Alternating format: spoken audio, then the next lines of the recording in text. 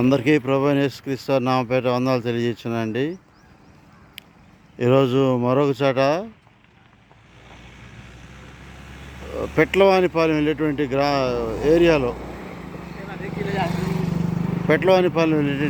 ఏరియాలో రోడ్డు పక్కనే ప్రతి ఆదివారం రొట్టె ద్రాక్ష ఇవ్వాలని ఇక్కడ రాసి పెట్టాను, మీరు చూడవచ్చు. ఇది రోడ్డు పక్కనే ఉంది. ఇది రోడ్డు అంటే అటు అటు వెళ్ళే వాళ్ళంతా చూస్తూ ఉంటారు. ఈ రోడ్డు పైకి బోర్కి వెళ్ళే వాళ్ళంతా చూస్తూ ఉంటారు. ఇదిగోండి రోడ్డు కాలువ పక్కన. ఇదిగోండి ఇటు నుంచి వచ్చేవాళ్ళు, ఇటు వెళ్ళేవాళ్ళు ఇది చూస్తారు.